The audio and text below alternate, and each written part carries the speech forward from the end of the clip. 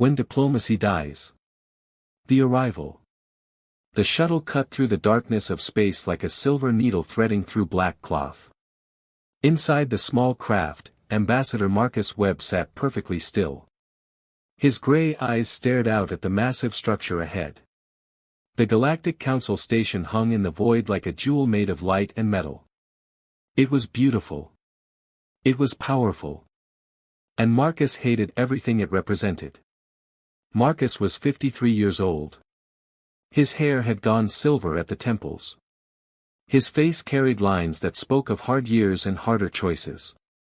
He wore the formal diplomatic uniform of Earth, dark blue with silver trim. On his chest, a single medal caught the light. The medal showed a star surrounded by olive branches. The symbol of peace. That medal was a lie. Marcus touched it briefly. Beneath the fabric of his uniform, hidden from any scanner, his body carried different medals. Scars. Each one told a story of blood and survival. Each one reminded him of what he truly was. Not a diplomat. A weapon. Ambassador Webb, the shuttle pilot called from the cockpit. We're receiving docking instructions. Station command says welcome to the Council station. They hope your visit will be productive. Marcus almost smiled at that word. Productive. He had read the reports. He knew what happened to the last 3 Earth ambassadors who had visited this place. They had been humiliated. Threatened. Sent home with messages that made Earth look weak and foolish. The Council had enjoyed every moment. Thank you, pilot, Marcus said. His voice was calm and deep. Follow their instructions exactly. We're guests here, after all. The shuttle moved into the docking bay. Through the window, Marcus could see hundreds of alien ships. Some were sleek and beautiful. Others looked like weapons with engines. All of them belonged to species that had been traveling the stars for thousands of years. Earth had been in space for barely 200 years. To the galaxy, humanity was an infant. A child playing with toys it didn't understand. They were about to learn how wrong they were. The Chamber of Judgment. The Council chamber was designed to intimidate. Marcus understood that the moment he walked through the doors. The room was enormous. The ceiling rose so high that clouds actually formed near the top. The walls were made of crystal that shifted colors like living rainbows. And in the center of it all, a single platform stood alone. That platform was where Marcus was supposed to stand. Around the platform, rising up in circular tiers, sat the representatives of 97 alien species. Each one looked down at the platform.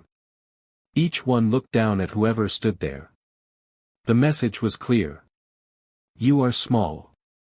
You are beneath us. Know your place.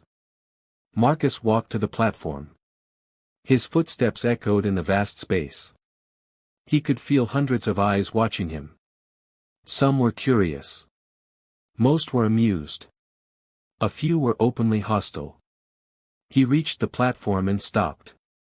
He did not bow. He did not lower his eyes. He stood straight and calm, as if he owned the room.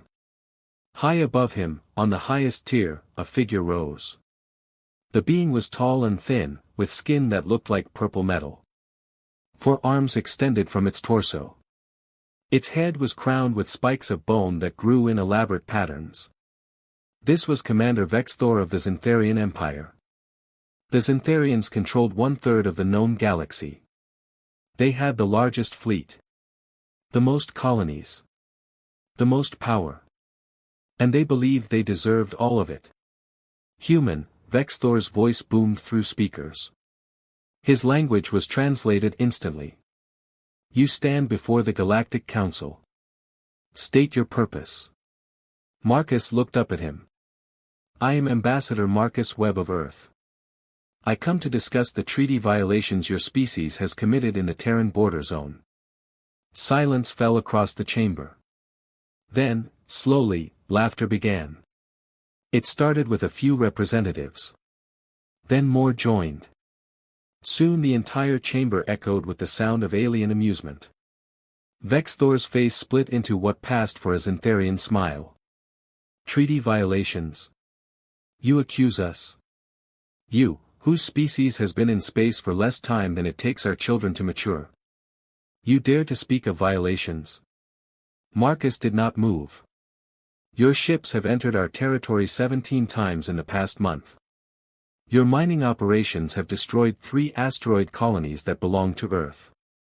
And your military forces attacked a human research station, killing 47 scientists. The laughter grew louder. The truth emerges.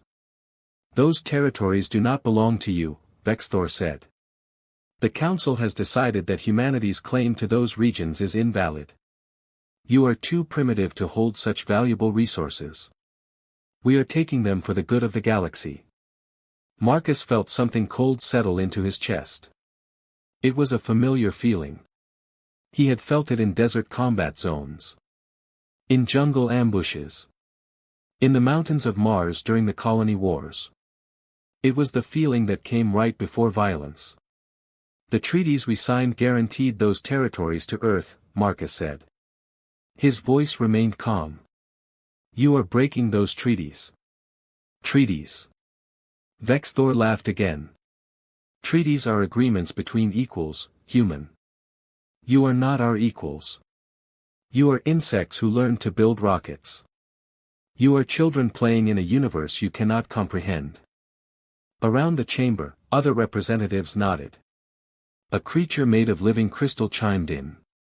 The human speaks above his station. Perhaps a reminder is needed about proper respect.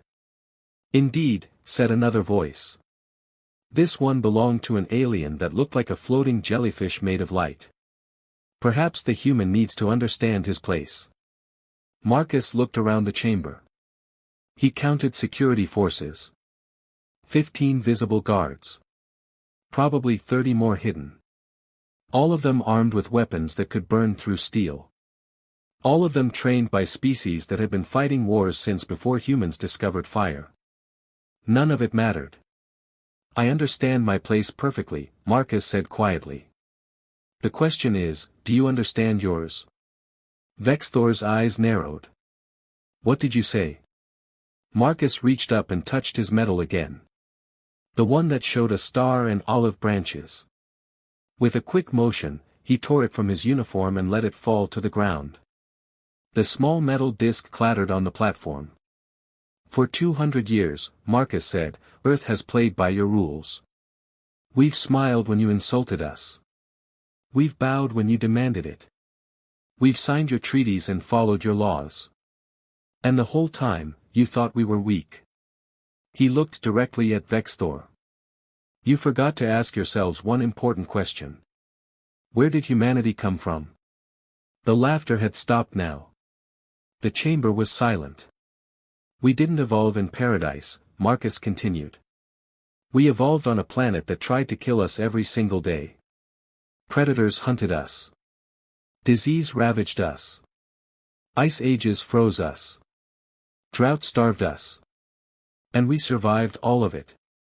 We didn't just survive. We conquered it all. We turned a death world into a garden. He took a step forward. And then, when we ran out of enemies on our planet, we started fighting each other. For 10,000 years. We perfected warfare. We turned killing into an art form. By the time we reached the stars, we had fought more wars than most species fight in their entire existence.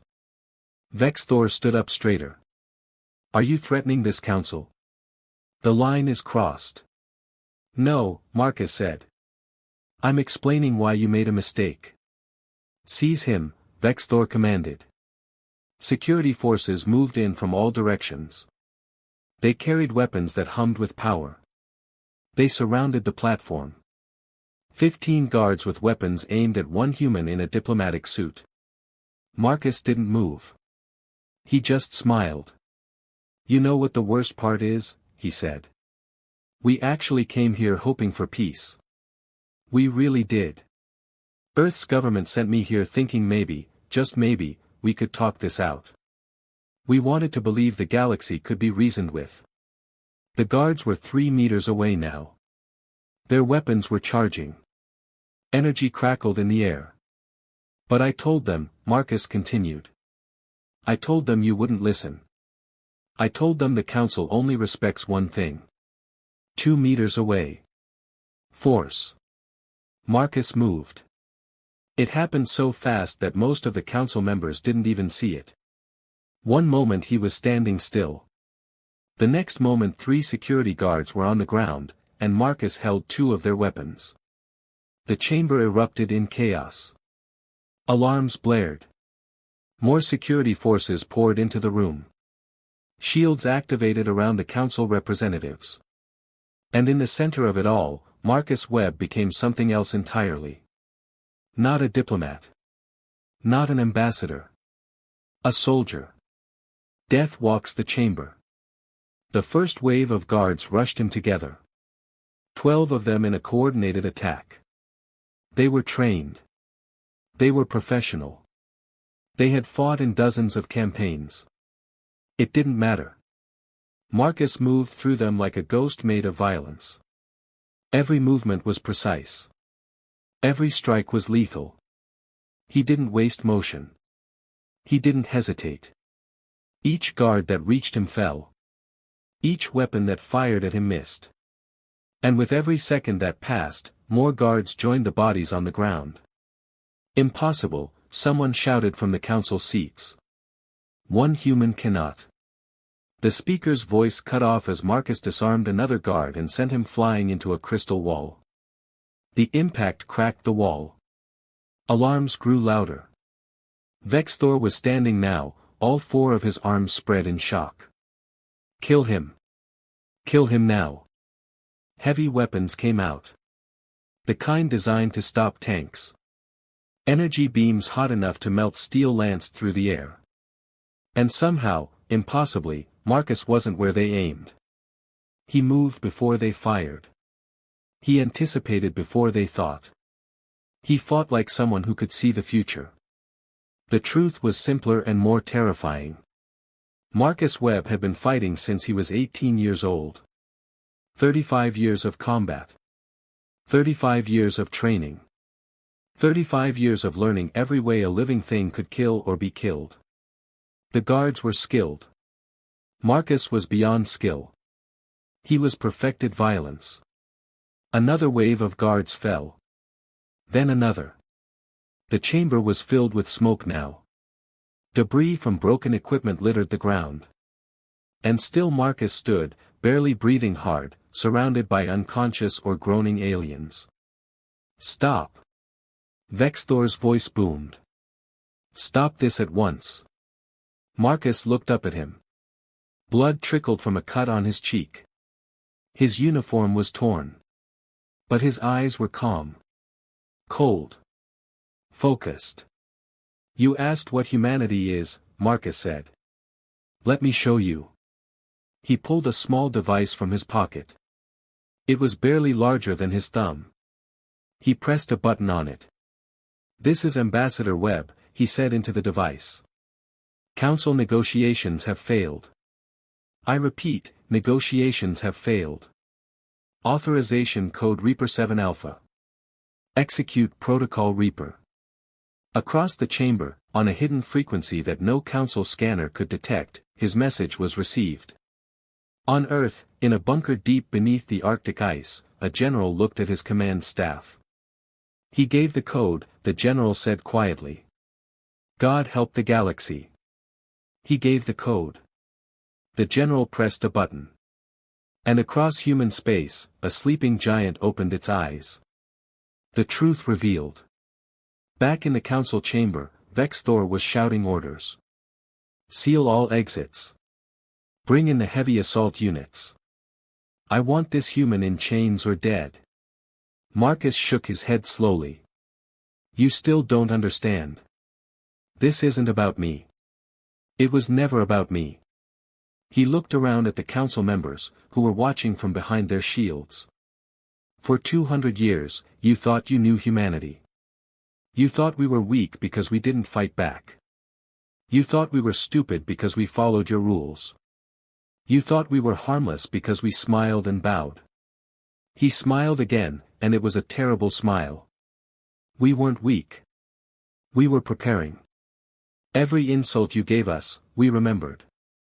Every treaty you broke, we documented. Every time you pushed us down, we got stronger. Because that's what humans do. We survive. We adapt. And we pay our debts. Massive doors at the chamber's entrance suddenly exploded inward.